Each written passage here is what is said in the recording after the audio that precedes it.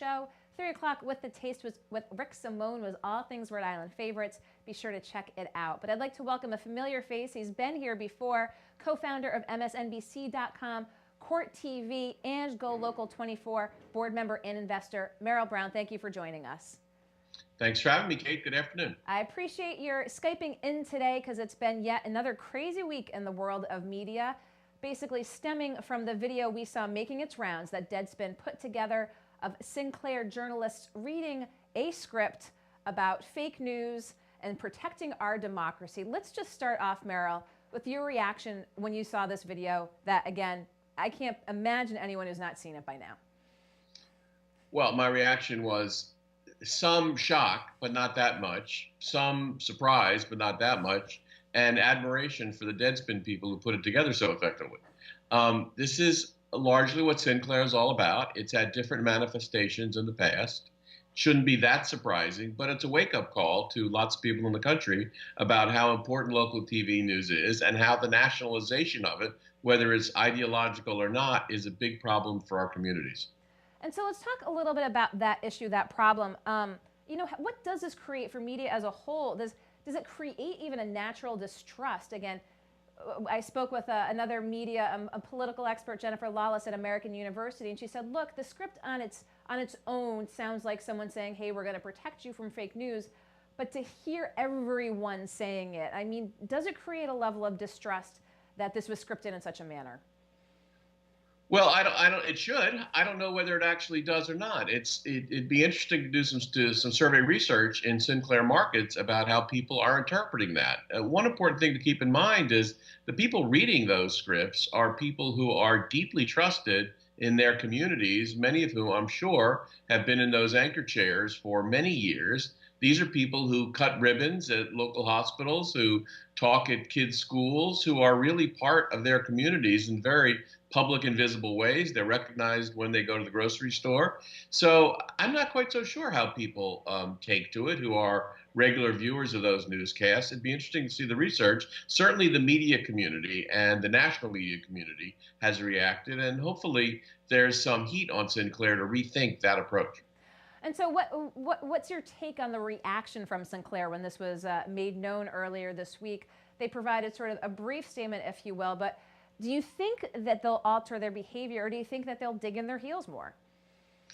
I don't think the optics of this for advertisers are particularly favorable. After all, these are people who are still selling ads in their local communities, who will have some probably inevitable boycotting of this kind of thing. And the genesis of local television, the reason it's still as powerful a medium as it's been for many years, as opposed to declining power of other media, is that it connects with its communities.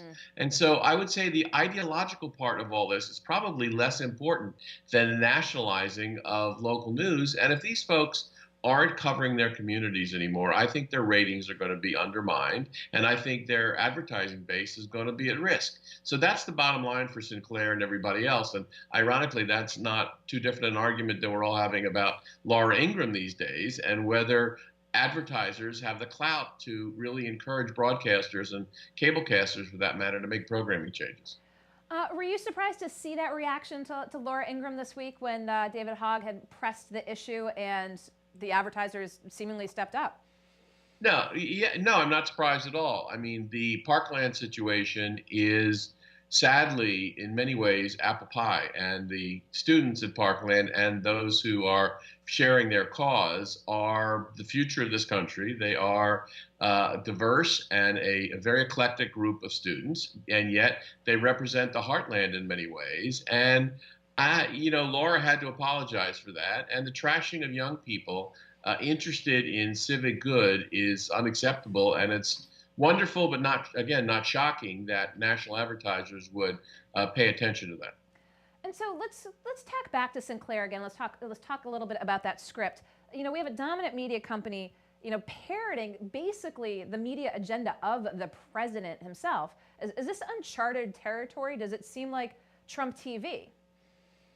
It does seem like Trump TV. I mean, even use of the phrase "fake news," which Trump claims having invented it. That's a highly questionable proposition. But even fake news is it's so ironic that we're having that using that vernacular in discussion of fake news because you and I would certainly agree that the 2016 campaign was characterized by lots of fake news via bots in Russia and so on and so forth, and that in fact is fake news.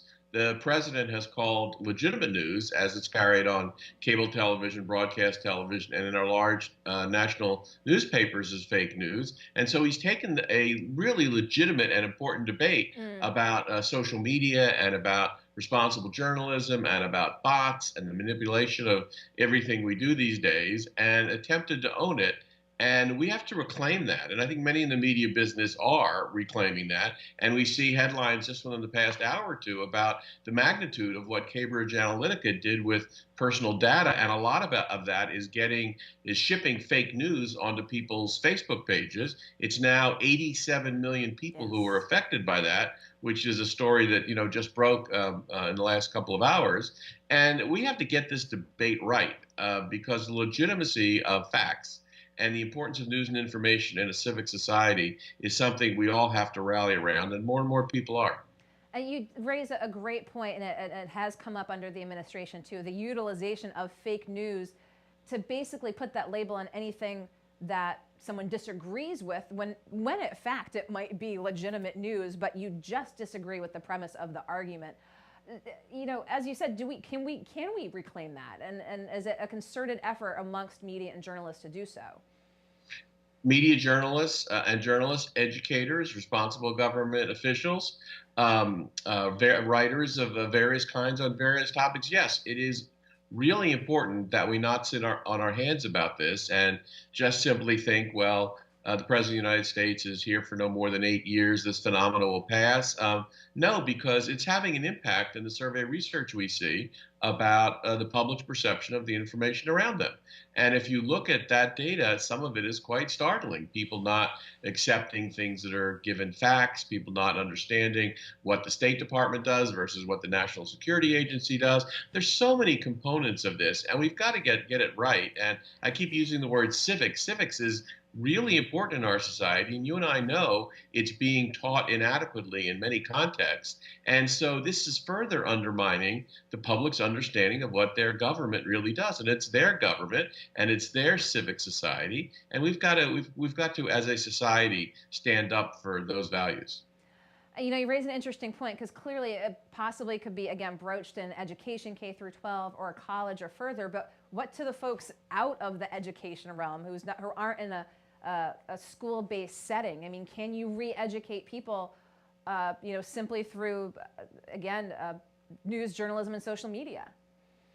I think you can, and there are people trying to do that. In fact, the social media companies, Facebook and Google in particular, are attempting through investing in starting new organizations to clarify this debate and to provide new forums for it. There's also a field that's talked about a lot and not in front of enough people called media literacy. And those of us who have taught media and people like you, Kate, who are well read about these things, recognize that that is a subject that needs to be taught in our schools. We have to teach students how to sort through the nonsense and get to the real facts. And historically, it hasn't really been a problem. For better or for worse, there was a monopoly news situation in our society for many years, a world dominated by a few large publications generally and a small number of broadcasters who controlled the pipe into your house. The good news is nobody controls the pipe anymore, but that means that anybody can filter through that pipe and get to you and get to our kids. So we have to learn as a society and teach our children quite clearly how to sort through it all and become active media consumers and not simply recipients of people's feeds. And do you think that we will see, again, that what media was intended to be in the first place, obviously unbiased viewpoints and not editorialized, with both Sinclair now looking to take over Tribune and where things are at in the country, again, are we going to see it more polarized, or will we see an emergence? Will there be a recognition and need for that truly, again, unadulterated, unbiased journalism? Well, GoLocal is doing that. Many local startups are doing that. There are many national publications, both for profit and not for profit, that are attempting to reclaim some of that territory. I would argue that the big national newspapers, for the most part, are unbiased. Bias isn't so terrible if journalistic values are part of that bias. Look, we've read both conservative and liberal publications for many years: the New Republic, the Nation magazine, the National Review. They conduct journalism. They operate fairly, but they have a point of view, yet they verify facts. So transparent biases and those that are upheld by journalistic values are part of how we've talked about issues for many, many years. And that's not the problem. The problem is, outright fabrication of things. And both our leaders, such as President Trump, and others lying and distorting facts, that is really the problem. And let's, while we have you here, Merrill, talk a little bit about the Facebook conundrum at the moment. We saw last week the FTC say that they're investigating, once again, Facebook, because let's not forget, back in 2011, Facebook had a settlement with the FTC as well. Will we see any substantive changes after the Cambridge Analytica fallout? And they've said they've started to. There's supposedly more transparency for the average Facebook user to have control over their privacy functions. Do you think that this will actually affect change at Facebook? I absolutely do. I think they are quite incented in this regard. The last thing they need is year after year of government investigation of all this. We're approaching an off-year election in November, just 5 months away, 6 months away, which is going to be very, very important. And Facebook is a trusted distributor of news and information, even though they're not a creator of it. So yes, I'm fairly hopeful. Facebook recognized a year or so ago that they needed to invest and devote more of their fundamentally unlimited resources to dealing with this problem and dealing with journalists. And for the first time in the last year or so, they've actually hired journalists and media people to be a part of the vetting process and of the distribution process of the content they handle. So I'm optimistic, largely because they have the resources and incentive to do something about it. What we're both, I'm sure, less optimistic about is the return of local news and information generally under a strained business model. Facebook doesn't have those strains. And let's talk a little bit too. Again, they are so big; they are the behemoth. Will we see them? Is there a monopoly issue here that will ever be addressed? Again, we keep talking about regulatory, but again, they're kind of the big game. Is there an issue of them being the only player, the biggest player in the room? Well, it depends how they behave. I mean, I don't think it can be said that Facebook has demonstrated monopolistic tendencies. It's generally a pretty open platform. It's, in fact, too open and open to manipulation. They may have other legal kinds of concerns, and they're going to be regulated in ways they haven't been because of the complexity of the platform they sit on. But no, I don't think there are antitrust issues that are going to surface about Facebook. I think we may be on the verge of seeing some important antitrust issues raised about Amazon, but that's a whole other matter. That's for a whole other conversation. Well, it's been a wild couple of weeks in the media realm between Facebook and what we've seen from Sinclair. Anything else you want to share with viewers while we have you in here, Merrill? Again, what we've seen in just these past 2 weeks alone. Well, I mentioned Amazon, and the current discussion led by the White House about Amazon and its founder, Jeff Bezos, owner of the Washington Post, is just interesting, but also very, very disturbing. The idea that the behavior of Amazon would receive scrutiny because its founder owns a daily newspaper is appalling and merits significant outrage. It would be like, my suggesting GoLocal isn't fair and therefore we should be investigating your stock portfolio, Kate. It makes absolutely no sense. And it's frightening because it's the weight of the presidency weighing into an issue that in which he could really make a big difference in ways that are horrifying. Amazon is a big company. It merits scrutiny. It now owns Whole Foods. It now dominates our commerce. It dominates the cloud, the way we all share information. It's a big, important issue how Amazon behaves. But how the Washington Post behaves is an independent issue of all of that, except for how they cover Amazon. And we have to be very sensitive to that. And I know the Washington Post management is.